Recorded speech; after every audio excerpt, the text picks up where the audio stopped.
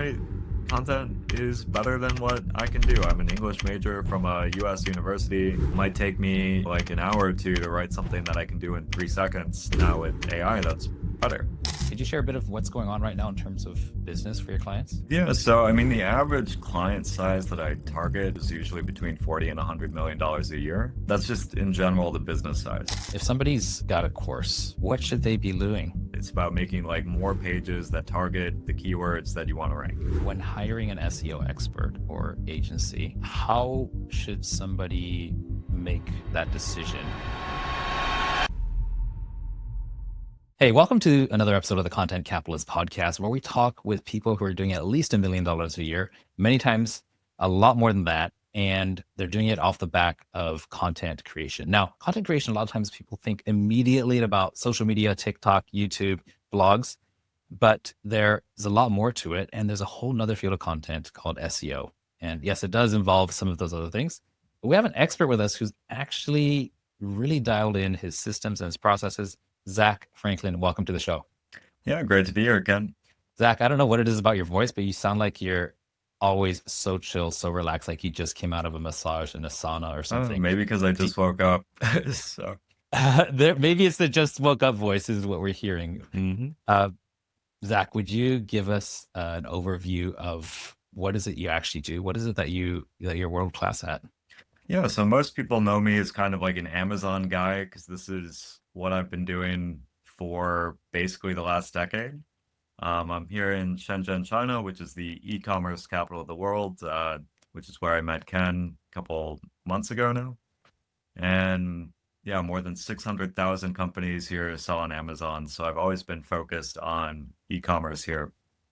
But recently with the rise of AI, I wanted to do more AI, and SEO just was a natural kind of offshoot from that. My personal network is kind of insane, so I can call up people like, hey, Matt Diggity, what should I do for SEO and stuff like that. And a lot of my clients needed to do it because more and more people, Amazon's kind of a pain in the ass, and they want to start, transitioning more into their own platforms. And Google is the biggest traffic source in the entire world, period, bar none. Every day we use Google 50, 60 times a day or something. And so people are looking for products. And I always found it much better to be there when someone is looking for you instead of like the social media stuff where you have to shout and get attention. But we'll get a little more into that. So what I do right now, I run a company called SmartEcomSEO. And basically we publish, 2,000 to 3,000 pieces of content every single month. We have a lot of those rank really well on Google. For example, I think for over a year, we were top 5 on the keyword like just dash cam with over 100,000 searches a month. We're like, I think number 10 now on like mechanical keyboard. Plenty of clients have increased sales like basically 3 to 4x. And they were not small to begin with, so that's pretty huge. When you go from like 200K a month to like $1 million a month, it's big. We worked with brands like Kikron, Mom Cozy, Kikron doing over $150 million a year, Mom Cozy upwards of $400 million a year. There's a lot of SEO to be done. So I think that for a lot of people, when they think about SEO, they think of it kind of like as the back burner project. Well, their priority is like this ads campaign or this social media viral push. How do you see it as either an overlap or how it's different from the other two categories, which most people focus on, it seems? Yeah, so SEO is definitely not as sexy in kind of the appeal, It's not like, oh, we launch something and then like all this crazy viral interactions and this kind of thing.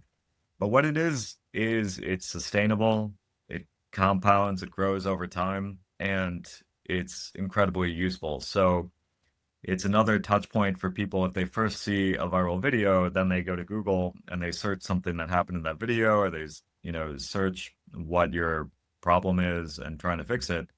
Usually then they'll find you again from Google. So if you look at like conversion paths on most e-commerce purchases, the search is almost always in there.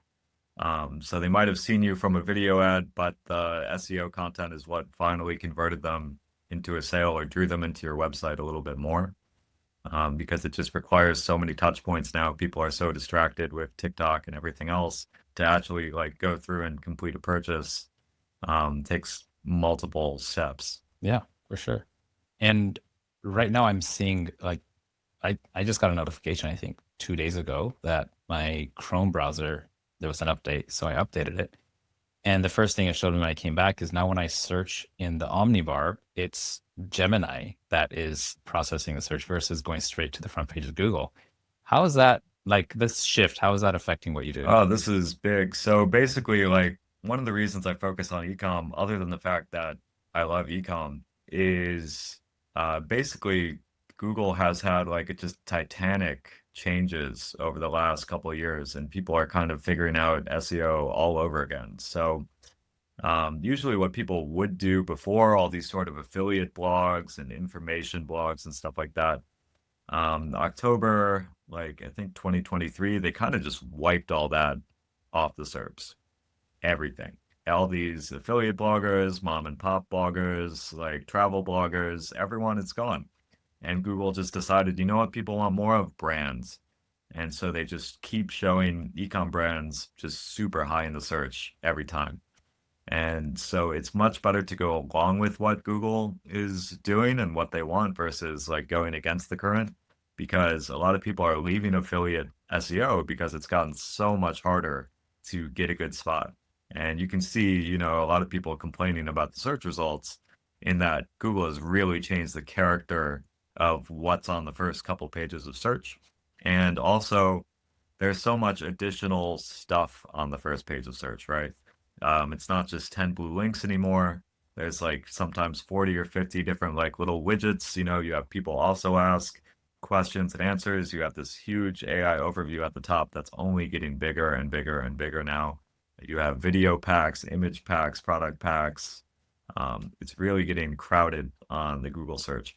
AI overview is super messy at this point because we don't have a lot of ways to tell specifically how many people are coming from that to the website. Are they clicking? So a lot of sort of top of funnel type of search, basically people getting the initial information, that kind of stuff is going more and more to Gemini and AI overviews where, they'll search a question, they'll see the answer right in the search, and they're not going to click. So they call those zero click searches. But what people do like end up clicking is really just like product page results, category page results, stuff that will be a little more middle or bottom of the funnel and get people to really like actually take an action and purchase something. So that kind of stuff still ranks well.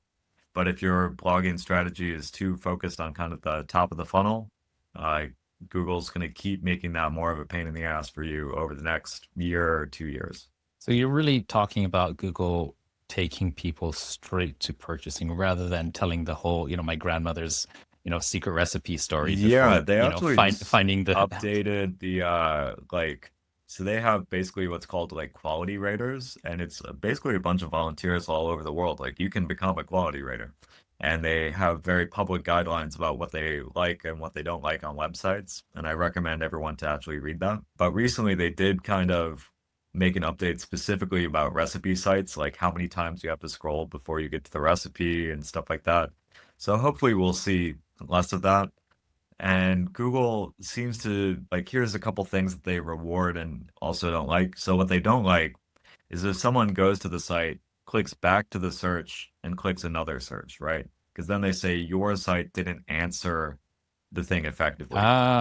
basically the person didn't get instant gratification, therefore they had a worse Google experience than if they would have served up something else. So, I mean, one of the things that we actually do is we kind of give them the answer up front, right? But then we'll say, if you want to learn more, and then we'll do that, right? So, like, what recipe bloggers should probably do is put the recipe up top and then say, and here's the story of why I love it. Because why they're doing that is they think more words on the page is gonna, rank them, and they need to The have all keyword the stuffing, all the right? right That's stuff. so Yeah. outdated. But what they should do is they could still do that, but put it like at the bottom. Like same thing like for e-commerce category pages.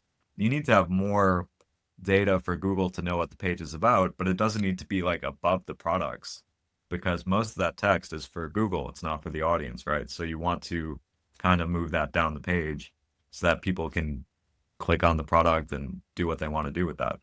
Talk to me about how do you quantify the value of what you do? And one of the things I remember is you showed me a chart. You're like, here is how many hits the website got up until this date. This is when we started working with them. And then here is afterwards. And for anybody who's in e-commerce, which I'm not at the moment, but that would have been what I would call a dramatic demonstration. And I would have been like, yes, exactly. But then my next question would be, well, how much is it worth? Like how much of that traffic is converting and things like that. So when someone asks you like, well, why should I pay X amount, whatever is he charged? Like, how do you contend with that? So first of all, everything that we do is to make the person more money. So ideally, they make more money, and that's how you tell, right? So there are a lot of ways to track things, but there's also a lot of things that make tracking difficult unless people have a really dialed in system.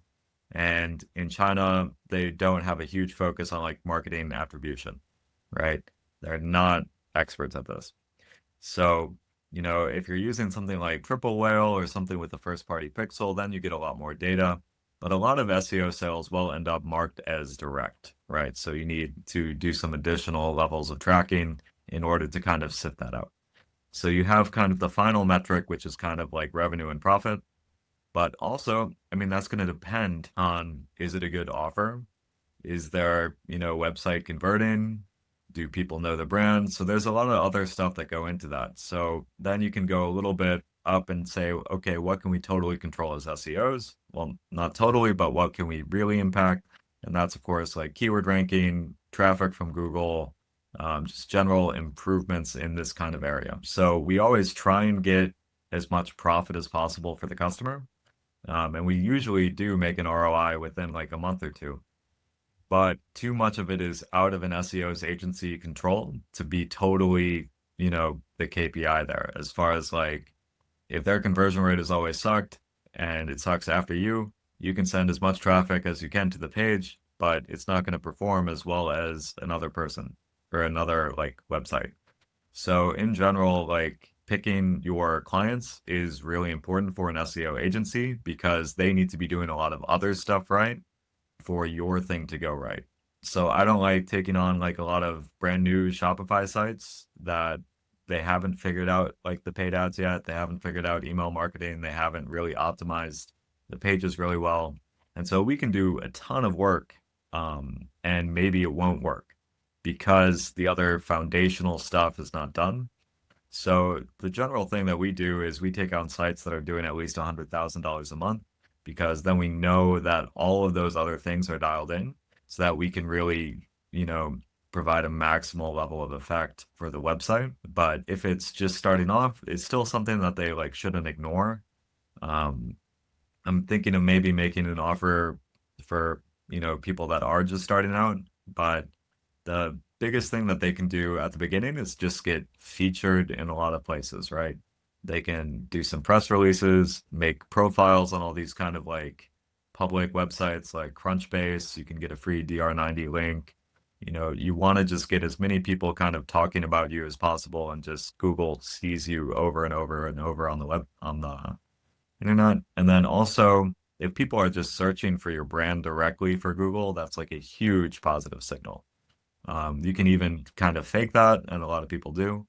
But Where you could it, have it bots just running searches yeah, with your brand name. it's a big thing. But in general, like we mostly work with bigger Amazon brands, and so a lot of people will see it on Amazon, don't want to buy it on Amazon, and will go to Google and search the brand name, and then Google is like, oh, these people must be really authoritative. And it, also that going back to those affiliate sites and those content sites that got kind of wiped off search, or at least knocked down to like page 8, they didn't have the branded search, right? No one was searching specifically for that travel blog or that recipe site or that thing. And so they really lacked kind of that crucial element to Google. And I think that's a huge reason why like Reddit is so high up in the SERPs and why brands are so high up in the SERPs right now. Yeah. Reddit is like compared to a couple years ago, I'm surprised at how high they rank. I remember they used to kind of be like the bad boy of content, and people were just, like, oh, you read Reddit, you're such a what do they call it, like a simp or whatever, right? But nowadays, Google seems to love them. What do you think changed? Well, I mean, Reddit kind of ate the entire internet, right? All of these little unique websites and stuff just got turned into subreddits on one huge website. Like everything is there. And then, like I said, with branded searches, everyone just started putting Reddit after Google search because they want to hear from like a real person. They don't want to scroll down 30 clicks to get to the end of a recipe blog.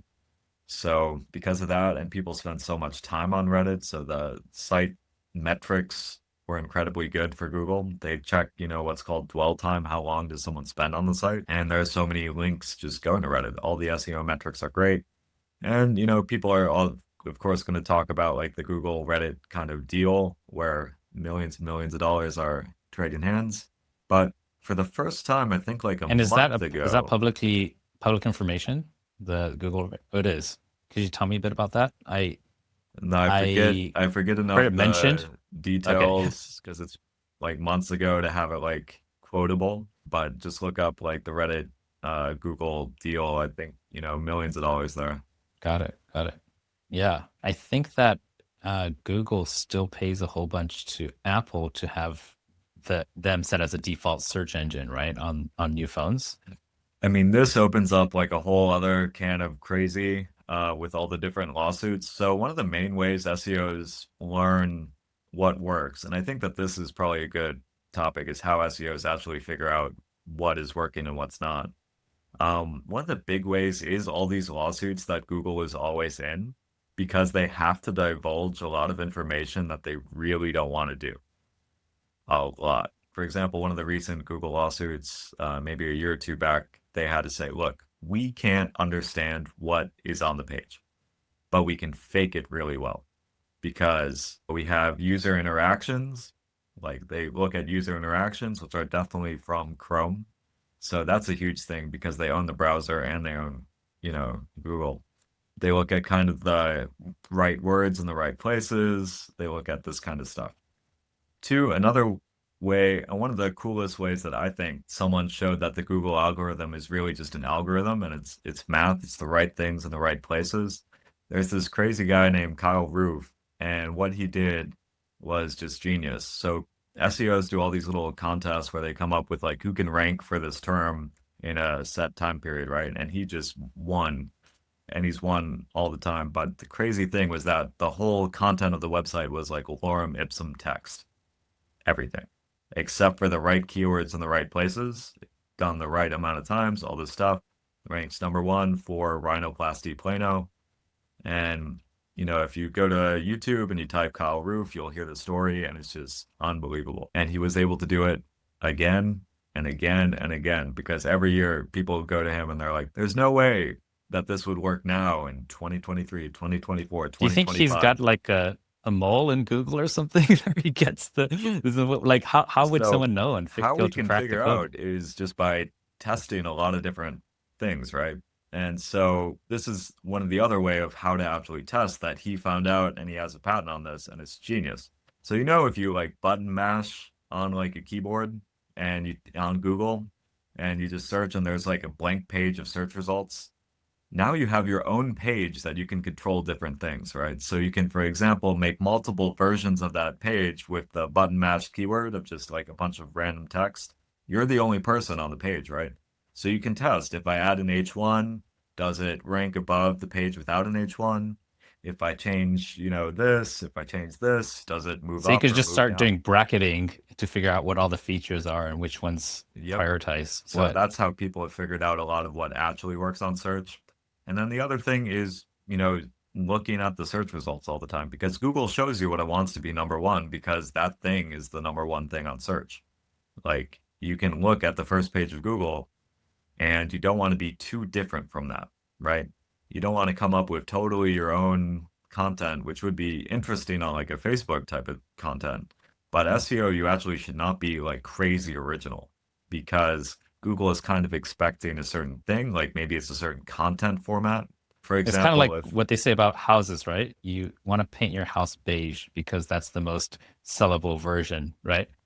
It's just the most market ready version of like that will appeal to the same amount, like the vast majority of people. And that's that's what they're exactly looking for, it. You right? don't really want to surprise Google.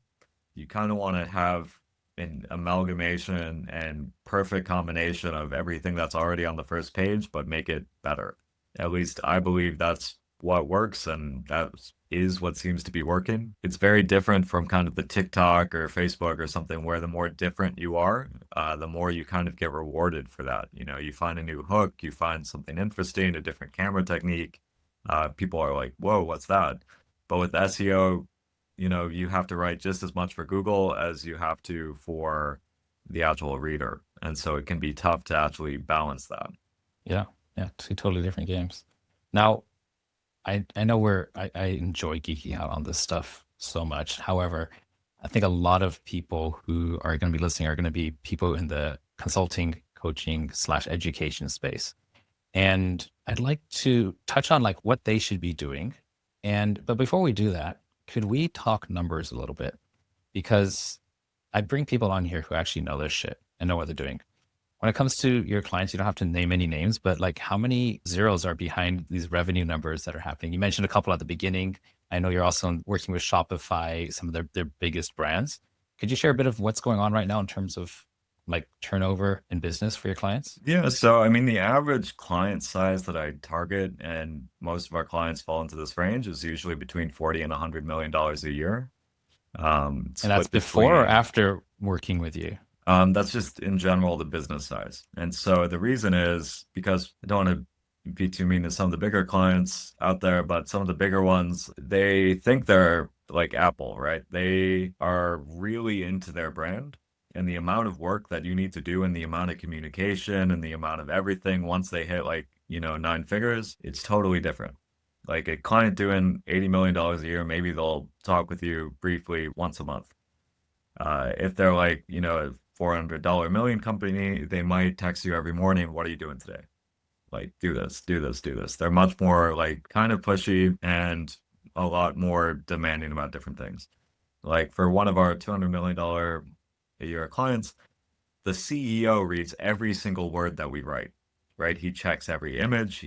Like the amount of quality assurance stuff that we have to do is absurd. One thing that we do to make it really like factual based is we'll make like an AI from their existing products and like entire website before we do anything. And then we use that to fact check and also to keep us on tone and style of what they want. So a lot of our clients are doing between basically 40 to like 100 mil. We take a couple that are bigger than like 100 mil, and then we take a couple smaller ones on once in a while for kind of fun, especially like high ticket drop shipping, like very expensive type of stuff. We did very well with like hyperbaric chambers, which are, you know, like $30,000 to 100K a pop for a single order. We had a couple of fun ones in kind of the tactical space. We have a couple of fun like dildo brands. So sometimes it's also just what would be kind of fun and interesting. And then certain categories like really lend themselves to SEO and certain ones like don't. People just came to me today about maybe like cosmetics. And cosmetics, kind of the whole game is like having your own branded search that people are looking for exactly that. It's very going to be tough to beat like L'Oreal and like Foundation or some of these huge, huge companies with crazy spend. Because big companies are also doing a lot of SEO, and it can take a lot of time to rank on some of these. Okay, cool. Thanks for sharing that. Now, I know that you specialize in ecom, but I also know that you have pretty good general knowledge about other categories. If somebody's got a course or they're offering, let's just say, an annual membership for $30,000, $50,000, which is pretty typical for my clients. This is a membership about entrepreneurship or something like that. What should they be doing? Yeah, so for this, you might want to look at like different sorts of keywords to kind of position yourself. So, for example, speaker or podcast guest as a keyword. So, for example, can you give me an industry for the coaching stuff? If it's business, it'll be about creating a consistent pipeline of leads for their business. So, I mean, then you can do like business, motivational speaker, speak like whatever, and make a bunch of pages that are like very focused on being like a speaker. And these could be very cheap and easy keywords to actually rank, but they would have like Wait, so very you're saying outsized. to you bring on a famous speaker and put their name in there, No, or no, you just I'm do the saying you word just speaker? so SEO is mostly, and probably should have said this at the beginning, a lot of people think it's about fixing all kinds of like little small details on your site and just being, in this technical hell, but it's not. It's about making like more pages that target the keywords that you want to rank. Like in the easiest way to like And they have to be separate, hosted in the site where people can make a buying decision. this Is is a that the different idea? thing.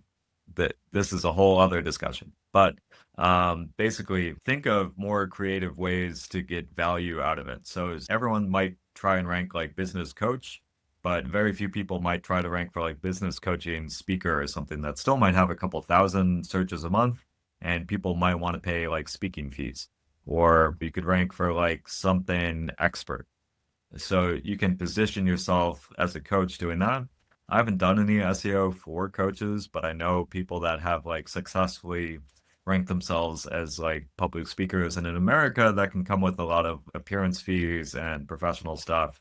You can actually rank yourself as like a source for different journalists and stuff like that too. And then people will go and check your stuff out more and feature you. If we're to talk a bit more about, let's say, a course creator, someone's got a course and they want to push that out there, and so, and let's say the course is to help building contractors to optimize their workflow, right? And so you have a course like, hey, here's your P&L, and here's how you bill, and here's how you invoice, and da da da. So a done for you thing, but then that could lead to something down the line. Now, I know a lot of people are asking and searching for stuff around fixing their businesses. So if we're just going straight to a course, what do you think? Yeah. So, I mean, first, it all starts with keyword research, no matter what you do. So figure out whether there is volume around specifically these type of course things. What you can also do is steal keywords from competitors. So if you have existing competitor websites, see what is sending them traffic on Google, right? There are tools like Ahrefs and SEMrush. You can pop in your competitors, see what they're ranking for, and then you can make those same pages and get a lot of the same traffic and steal it away from them. But also, figure out who's your customer. What would they be searching? You can look on YouTube, you can look on Reddit. If you know and you've been in the industry really well, what kind of stuff are they looking for? And then you put it up there. I mean, look at like, for example, Riverside, right, which we're using right now. They have a lot of stuff probably about how to get started with podcasting, how to do this. And then people Google They that, do a they really come good job here. on their Yeah. educational And articles then about they, of audio and course, sign video. up for Yeah. this because they position Riverside as like the easy way to get started with podcasting. So you figure out what questions that they are going to ask, you answer them, and then you direct them to the course. But people are definitely looking for stuff like this. There are definitely other websites targeting whatever niche you are doing. And the best teacher is the competition. You can see exactly what they're doing that's working and take all their best pages and make them better and get traffic. So, look up all the other coaches, look up all the other courses, and also get more creative. Don't just look for like courses on ClickFunnels or something or whatever you guys are doing. Go on like Udemy and see if like there's anything ranking there. A lot of stuff you can That do. makes a lot of sense. And if somebody were to, let's say, hire a full-time staff member to do this, would it be just like metrics like post 5 a day or something? Or like, how would you structure that if somebody's No, trying to build so an like I internal mean, team? I could post like 10 million pieces of content a day, but they could all just be random garbage, right? So you should have kind of maybe a portfolio of things that are important to your business as far as like maybe keywords or stuff, and you want to see some movement on this specifically. Because it would be really easy to just rank for a bunch of keywords that don't matter at all and are never going to make you money. So you should have some idea and be involved with the keyword research a little bit to find keywords that you think have a reasonable chance of bringing you business. And even like ChatGPT is good at figuring this out, right? Like we can put in like 1,000 keywords and say, hey, we have a site focused on like welding supplies, selling mostly the machines. which of these keywords would most likely result in a sale if someone came from Google, right? Like I have to drill this into my keyword research like team all the time. We only want keywords that are gonna eventually make money. So you should be engaged. If you're just hiring one person, if you're hiring an agency and they're showing you results, just trust them. But if you hire like a guy on your team that you don't know if they're good or not, because most SEOs are not good. I'm just gonna put it out there. We all know it. But you can say, I want to work on these keywords. Now, they should be able to, if they've done a lot of SEO, at least show you, here's why you're fucking crazy and you're never going to rank for these. You have a brand new website, you have no links. This is like Apple is ranking for the first 9 pages on this. Like, because for example, you might say, oh, the keyword difficulty for this is only a 2. It should rank, of course. And then you're like, yo, it's like just Apple and fucking Amazon on the first page. Like, you're not going to outrank that. So then also just look at the search result and see if there's anything on the first page that you can maybe knock down and take their place. And also other things that are key, for example, like if your domain is really similar to what you do, like if it's the word that people are searching on Google, it does tend to work pretty well. So, for example, one of my clients was like, "Hey Zach, why are we page 2 on electric bikes? Why aren't we page 1?" And I like show them the SERP. Every single one on like page 1 had the word bikes in it. Every single one on page 1 had the word bikes in the domain. Or like, for example, if you search like bully sticks on Google, it's like some dog thing. Almost every domain, like at least 7 out of 10, have the word bully sticks in the domain. So look at a lot of different factors, right? The domain name, how many links that you actually have versus your competitors, and a lot of the stuff you do need tools to get this sort of information. But you can always sign up for a month, get a ton of data, get rid of it, sign up a couple months later or something. Or there are definitely some sketchy Taobao group buys that work to get access to tools if you're just starting out and you want this kind of stuff. If you hire like agencies like us, we spend thousands of dollars a month on the tools, so we have everything and it's much more affordable. But in general, you want to have an idea what your SEO person is doing, and they shouldn't just be fixing a lot of like small little technical issues. They should be making new things that have a chance to rank. That's a huge thing. Like for most of our clients, we usually make about like 60 new pages a month so that we just have way more chances to rank on a lot of stuff. Most agencies will maybe make like 3 to 4 pages a month. So we go like When you say super crazy with page, it. does that mean like, what do you mean by page? Like a So blog for us, article because we're or on what? e-commerce, we're not just doing blogs, we're doing a lot of like actual, it might be a product collection page that has a group of products.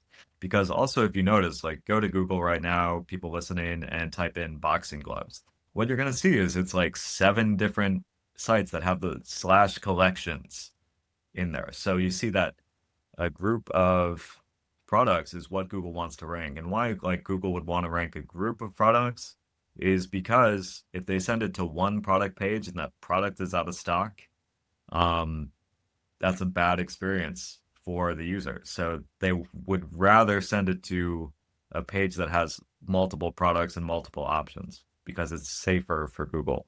So it might be like a collection page, it might be a blog page, so it might be a blog article. It might be, a calculator. Like for example, we just made a calculator about like Chinese gender predictor. And you can use AI to make these little code snippets, put it on your page, and now you have like a pretty cool thing, right? That is a little bit more of a barrier to entry. A lot of people won't make these things, and people are searching all the time. So we ended up just publishing that, and then in the first month, getting like 13,000 clicks on that. We have like pregnancy weight gain calculators, all this other stuff. I built like a baby name generator, and there's like a million plus people searching for like the baby name generator stuff. It's crazy. Super good to know. So let me ask you about YouTube. How does YouTube play into this? Because that's a Yeah, so YouTube big search engine itself. is another type of search. Amazon's another type of search. There's a lot of stuff, but YouTube is kind of a weird hybrid with a lot of social features, and they have a lot of different types of ranking stuff. Like for example, watch time. If people watch the entire video, they're engaged, okay, it moves up. And so they will rank things really differently on YouTube. but you of course wanted to have the right keywords in the right places to be found. But how's the spillover from YouTube Well, that's huge. I mean, and it goes ranking on both Google? ways. It goes both ways. So, for example, you see a lot of people, especially in like the fitness space, they might have like a video about the workout, and then they have a blog post too, and then they have like an email thing, like download the blog post, and it's just kind of a big circle. So the best way to figure out how it's working in your industry is to just find a lot of those. Obviously, whatever industry you're in, you should know all the YouTube channels, you should know all the sites, you should know everything, right? And you should know every move someone makes. But having YouTube videos on blog posts kind of increases the time that they might spend on your site, which does look good to Google. If it's the other way, it's not too much backlink power, but if it's just helping Google understand who you are, who your site is, and stuff like that, and that's important as well. So if people are, searching for your brand a million times on YouTube, Google still knows, hey, that's important for Google search. But Google or YouTube just has too much recommendation features and stuff like this that will just kind of get you down the rabbit hole.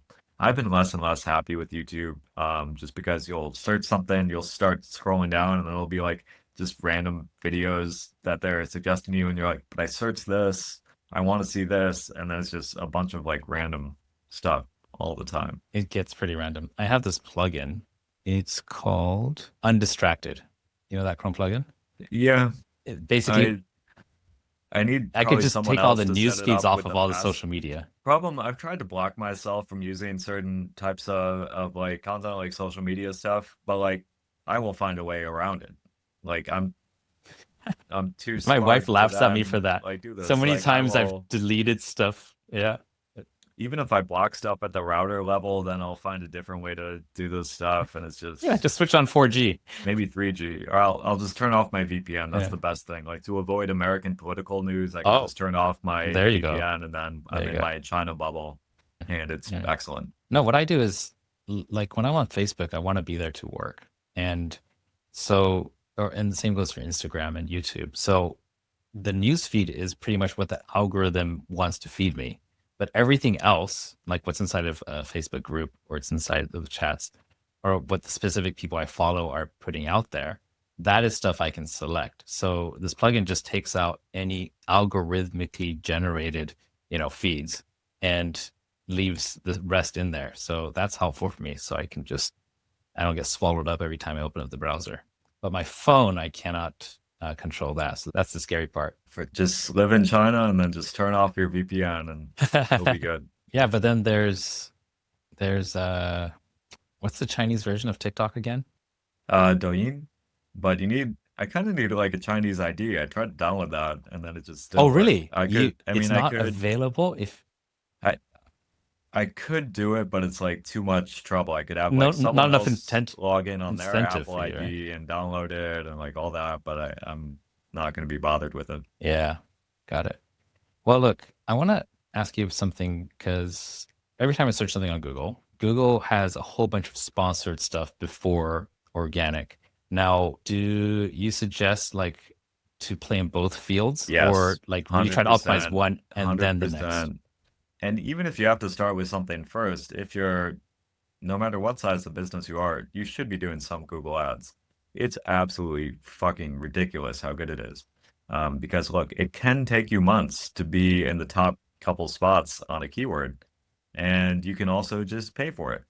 And it's amazing. For example, we have a country lawyer, and they get like, 7 good leads a day. They spend $30 a day. They have a 6%, 7% CTR on the ad, and That is ridiculous. it's insane.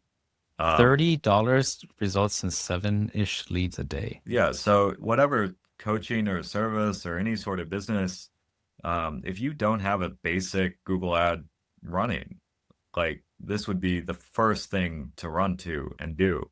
Every single person listening to I'm going to this. pause you right there Yeah. because we got like 15 minutes left. And what you just told me there, without revealing anything personal about them, could you break down what it takes to create that MVP model that you just No, described that there? took me less than 5 minutes. Okay, And so I haven't. walk me through that. All right, so here's what I think is one of the main benefits, right?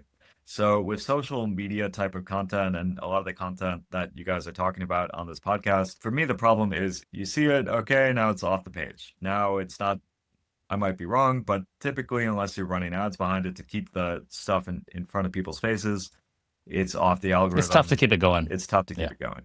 Google Ads, you can set it up once and you're done basically forever. I mean, you do need to maybe monitor a couple things depending on the specific setup, but for the most part, because it's search intent based, people look for it and then you're there. You can set that thing up and just have it run for years if you just have a simple campaign.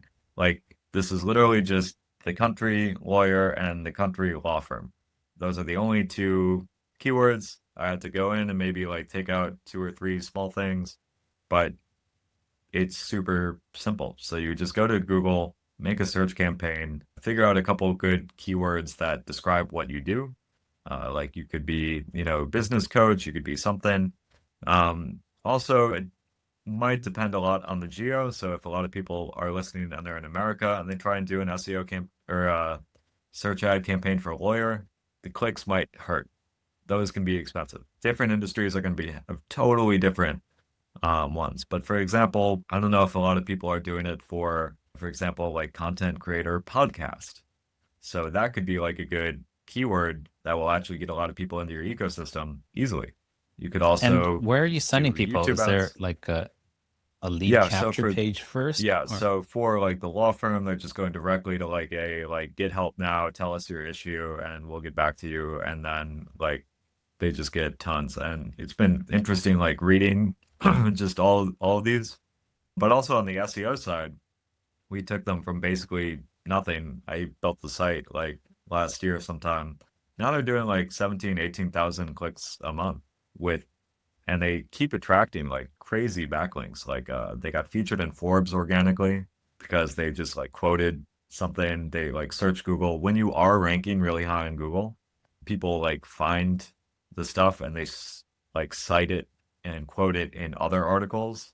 And so you just naturally start building more and then you authority that become the way. authority without even trying to tell people you're an authority. Just Yeah. people find you. That's Um, amazing. so it's a really good thing to do. You just get crazy links. Like we would have had to spend thousands of dollars for the links that they're getting for free. Mm. So Well, that's a that's good I advantage to would love do to continue blog that posts. conversation as soon Mhm. as we hang up on this podcast because this is extremely interesting. I do want to touch on something, which is I know you are using this extensively, but with AI generated content, with whether it's video, photos, text, there's definitely got to be some kind of a arms race going on because before the limiting factor was how many human writers do you have on your team? Now that that's gone, people can generate millions of pages of absolute crap that looks decent. So, how is that affecting the whole SEO game when there's just a much larger volume of stuff going out? Yeah, so this is obviously a huge challenge for Google, like massive, and this is the challenge that they're facing. And I think this is why they're moving more towards like AI overviews. Because they're like, fuck it, at least people will see our stuff. But yeah, I'm not a super genius. I don't have all the answers to all the problems that this is going to cause, and it is going to cause a lot. But if you are making a bunch of AI content, do at least like what we do. We do have people like edit every article and they have like a certain list of questions of like, is this useful for the person? Does it answer like the searcher intent for this keyword? And all the other stuff, they have to actually look, read it, edit it, get rid of some of the like AI type of stuff. But honestly, AI content is better than what I can do. I'm an English major from a US university. Might take me, like an hour or two to write something that I can do in 3 seconds. Now with AI, that's better. But if you're doing like AI content, don't just do like a basic prompt, write an article about XYZ. The more kind of you can work with the AI, the better. Test different tone, give it the facts, give it the context. Like, for example, if you're writing product descriptions, copy a product description you like from a different category and say, write something like this. If you give good examples, you're going to get much better, like good output. So, sit there and kind of experiment with style and tone and a lot of stuff, and don't just give it like really basic directions. If you can give it examples, you're going to get much better output. If you can give it more facts, if you can ask it to think about stuff first before it will give you stuff, it's better. And as far as AI, I really recommend just Claude for most things. It's fantastic. ChatGPT is still, I think, playing catch up a little bit. And then personally, I use Poe, P-O-E, to access it because it has every single model, super high usage limits, and all the super nice features. So Poe is by a company called Quora, which I think we all know, and it's just really well done. It also just works better in Hong Kong and China, where I am, where chatgpt.com will make me do a ton of different captchas every like 3 minutes. So definitely recommend Poe. I want to ask one really important question, and I think that you'd be one of the best people to answer this, is when hiring an SEO expert or agency, how should somebody make that decision whether that's the right person for them or not? Yeah, so super complicated question because obviously the more that you know, the better you are judging someone else. Because a lot of SEOs are very good at saying things that sound great. Gift to the gab, and also you can make there are so many numbers involved in SEO that you can make anything look any way you want it.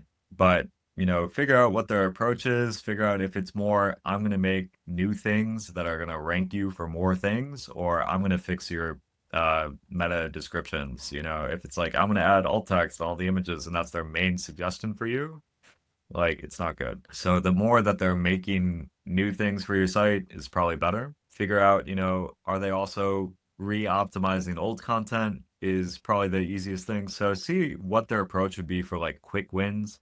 For example, for us, we'll take everything that's basically ranked like 9 to 15 and then see if we can work that into content a little bit more and see if we can move that up.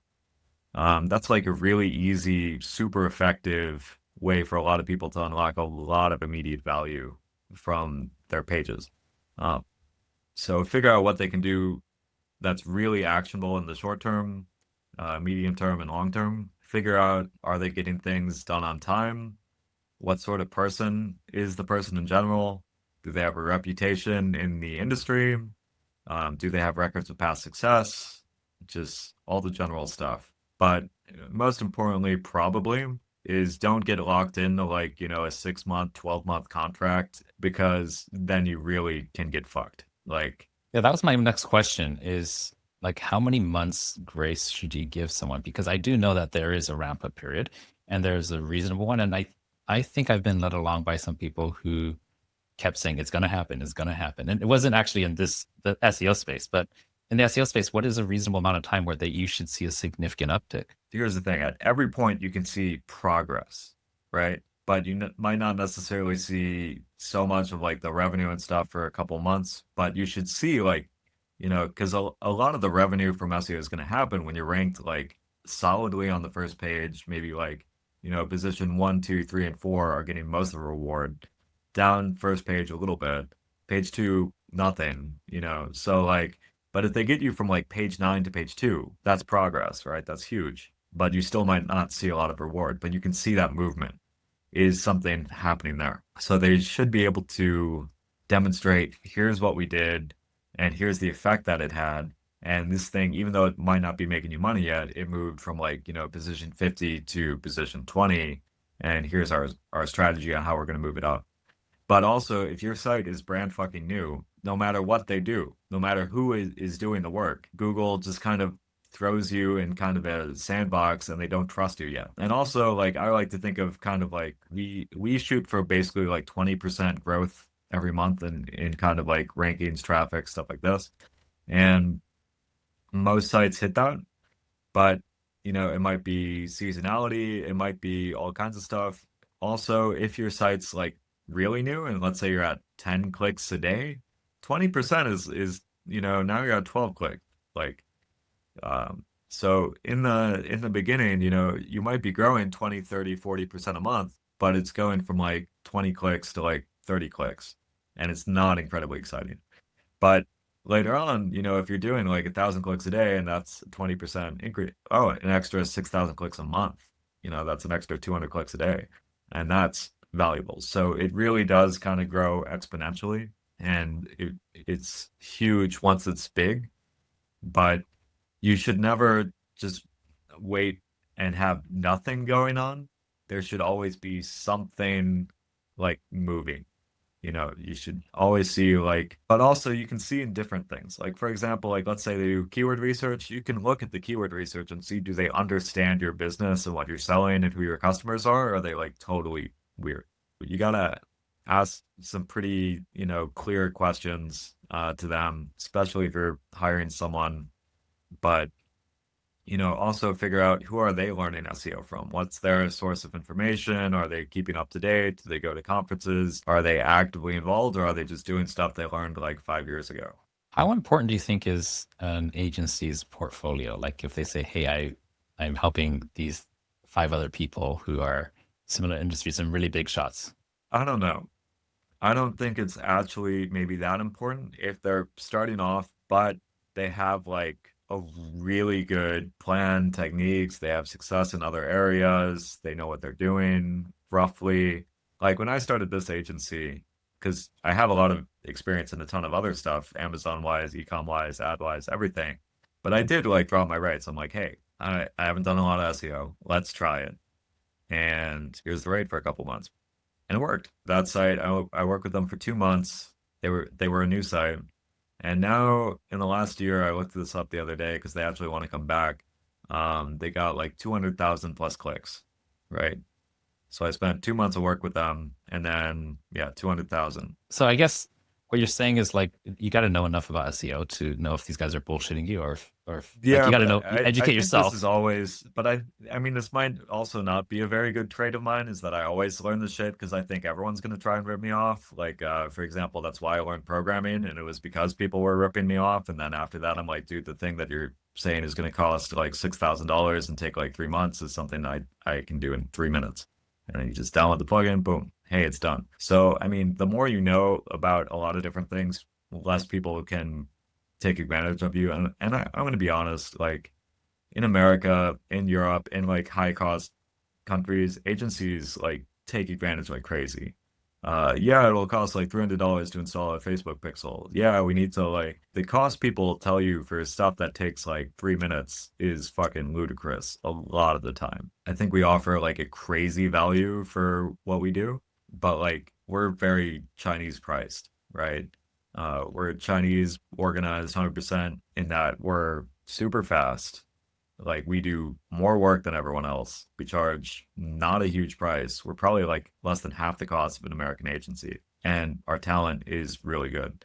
So I built the SEO agency that I would want to hire because I was also tired of people like, yeah, we'll be Because like, I've had cases where, like I did pay someone and maybe I was the other way too. I charged someone and because I don't know what somebody would expect as overcharging in some cases. But then when I walked away and I found out later on after I educated, wait, those guys were, like ripping me off. It just left a bad taste in my mouth. And we're still in a lot of the same circles. And even though there has been opportunity to work with them again, they will never know the fact that I would have picked them again and not gone with someone else, but I didn't because of what I learned afterwards.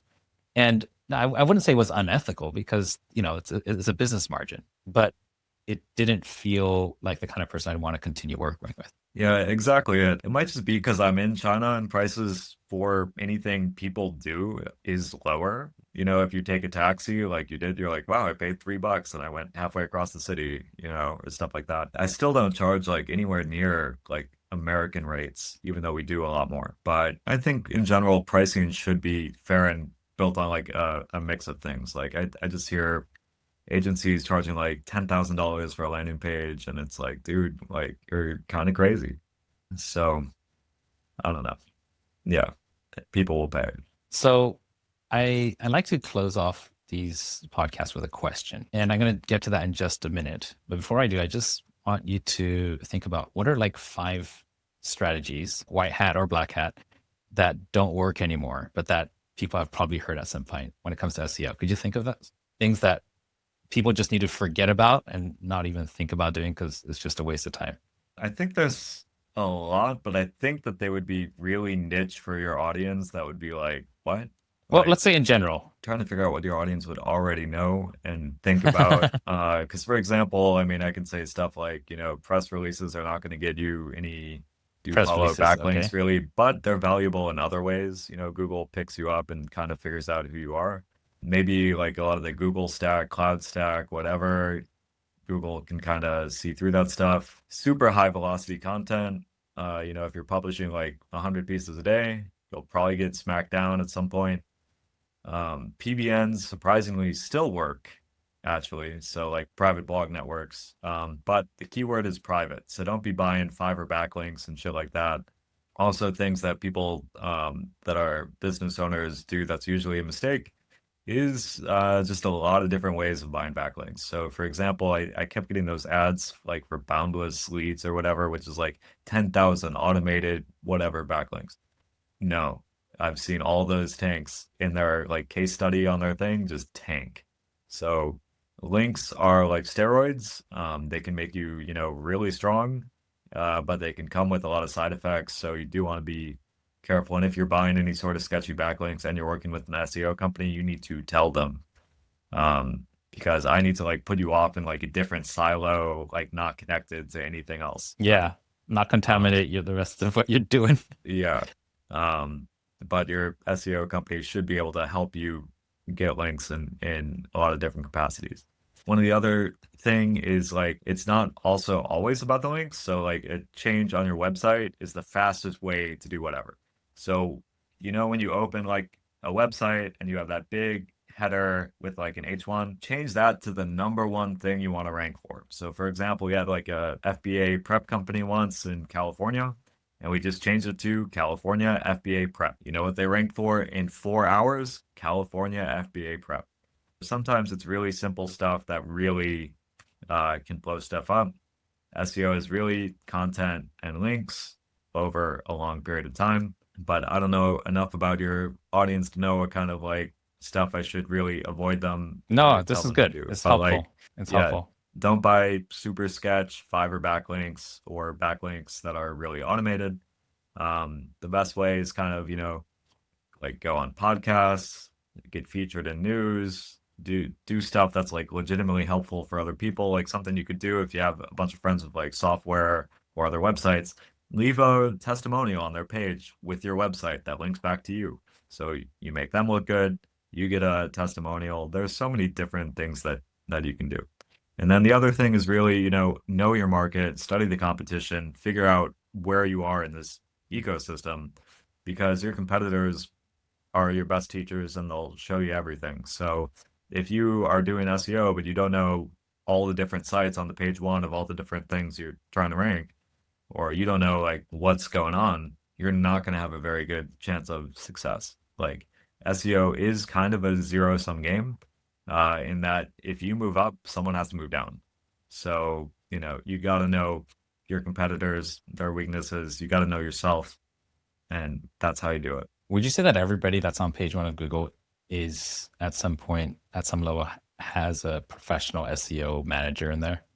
I mean, at this point, it's more and more. And you can see a lot of different traces on the website to make it clear that like there is someone focused on this and working on this. I'm doing a lot of like German furniture right now, and I can see that like, yeah, everyone is fucking like seriously working on it. But I mean, there's still a lot of categories, especially if something is really new, like a totally new product category and stuff like that, where not a lot of people have probably SEO'd the hell out of it yet. But mostly, if you can see it on Google, someone worked hard to get it there. Not a lot of it's by accident, unless, it's like branded search where you own the search, right? Like if I search Content Capitalist Podcast, you're going to show up, even though you didn't do a lot of work necessarily to optimize for that. Um, Zero, to be yeah, honest. but you're going to show up anyways because that's what Google There's understands no people other would podcast want to called see. Content Capitalist Podcast. Yeah. Yeah. Yeah. That makes sense. But if people just search content creator podcast, you might not show up unless you specifically put work into optimizing for like the top 10 content podcasts.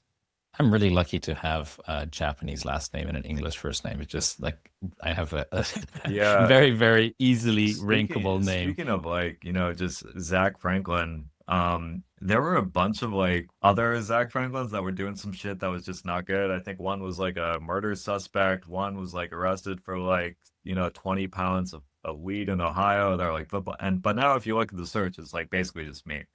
Um, but like hopefully all those other Yeah, people that, are that would running that motivate me to get page into page SEO. now. If there was Yeah. some other really shady Ken Okazakis floating around, then I would have probably picked it up much faster because that would have scared me. So that could also be like a thing. Like for example, let's go with like Matt Diggity, right? Who's an incredible guy, but like Diggity is like a stage name. I kind of wish that like I came up with like the idea of just making a separate name for my kind of stuff when I started and did a lot of speaking and a lot of stuff. Then a lot of things could be a little bit easier. I didn't do that. So if you don't have a very unique name, if you're John Doe and you want to just maybe make a fake last name, like make a stage name. You could be The Rock, you could be something, and then you can build your stuff from there. Just like all these businesses rename themselves to like dentist near me and stuff. They just rename themselves Uh, for SEO. I And mean, I was in Bangkok and I saw that like on like the food delivery stuff, Indian food near me, and it's true. It does work. I mean, that's why everyone was like on the days of the phone book, they were like AAA locksmith, so they would be like right at the top. I do wonder sometimes I did not about, get that. Now I got it. AAA. yeah, That's what AAA is about, getting on the front of the alphabetical the list. OG SEO. And I wonder like how much opportunity I've lost in my life because my name starts with a Z, right? I'm at the bottom of everyone's contact list. Like I am like deep in there. So optimization is important. Aaron is a good name. Yeah, Double A at the the beginning. double A, you're right there at the top of everyone's contact list. So think about You're also this the if you first one guys that have get kids. called on roll call in schools. So if you're like a second late, then you're in trouble. Yeah, Uh, I hey, got plenty of so I time. want to pivot to this question here. Is what I like to do is ask my guests to pose a question to the listener that's going to help them unlock something. So, for example, the question could be something like, what's the one thing you spend time on that gives you the best return in your business? That was somebody else earlier asked. But what's a question they could ask themselves that's going to give them unlock in terms of maybe helping to understand this better or taking the first steps toward optimizing what's going on in all the searches? Yeah, I mean, if we want to take more of a general business approach, I'm in Shenzhen, and Shenzhen is known for a lot of things, but the main thing it's known for is Shenzhen Sudu, which means Shenzhen speed. More than anything, this city is effective. And if you have never seen this city, and Ken has, go to YouTube and type in Shenzhen because it'll blow your mind. I have a friend visiting from the UK right now. I'm going to go see him after this, but we were walking around yesterday. He's like, this makes London It's and New like a York bamboo look like forest of third world trees. I mean, of country. buildings, you know? The entire reason this place is what it is because of speed. And I meet a lot of people, around elsewhere, maybe Southeast Asia, America, everywhere, Europe especially, the timelines that they have are like 10 times longer than my timelines, right? They're super long for everything. So why aren't you doing it faster? Is my question. Like, how can you do this faster? What if what takes you a month, you can do it this weekend? If you need to make a website, maybe you can do it today. Do it now.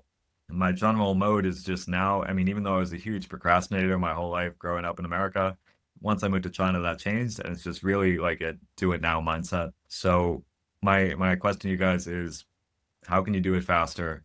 Can you do it today? What's stopping you from doing that? And what do you need to set up to make things faster every day? That's without any prior thinking about this question. Just do it faster. Just get whatever you need done. Do it now. I love it. I love it. I think that there's too much focus now, like the pendulum swung too much on like making work-life balance the priority where it's just like, no, when you're Yeah, working, just fuck fucking work-life do it. balance completely. Yeah. And then the other thing, set whatever it is that you're doing to be super easy to do. So I'll give you two examples of this. I did have a podcast at one point. I haven't kept up too much with it, but what I didn't have any fancy production. I didn't edit the podcast. I didn't do anything. I would just say, hey, welcome to the Zack Franklin Show. This is episode 1. I'm here with Ken. Let's go. That's it. There was no editing, no whatever, no post-production, and it was great. People loved it. Two, I also do like marketing meetups and live events in Shenzhen, just for fun. And the way that I do it, I don't even need to show up. I don't need to do anything. I just make a WeChat group and I say, hey, everyone, go drink here on this day. Done. So if you make things really easy for yourself, you'll keep doing them. And so what's the minimum thing you could do that would be fun, would be easy, and like, because for a lot of people, like let's say they want to start a podcast or do content. Oh, I need the right camera. Oh, I need to like, to do all this stuff. No, you don't. Just do something. And it's always better Pick up than your doing phone, nothing. hit record, and start from there. Yeah, so you don't need to do I all this love it. optimization shit until like way later. Just like do something and it's going to be way better. Love it. Love it. So how can I do it faster? And how could I do it easier? Like 2 questions. Guys, I would love for you to just take that in, apply it to what you're doing in your business. And I think I could do a few things easier around. I think I'm overcomplicating stuff. Zach, I appreciate you coming on the show, and thank you so much for being here. And for all the listeners, if you are in the ecom business and you are within that range, I think you said what, $10 million plus, And if they're and you're doing looking for some over 100K a year, we could, or over a month, 100K a month. we can do Okay, something. that's like $1 million a year turnover. You should totally reach out to Zach. He's really friendly. We got to know each other, and I will say that privately, he shared some of the clients he's working with, and they are definitely the kind of people who wouldn't wait around for stuff to happen. They're making stuff happen, and they're moving many, many millions of dollars.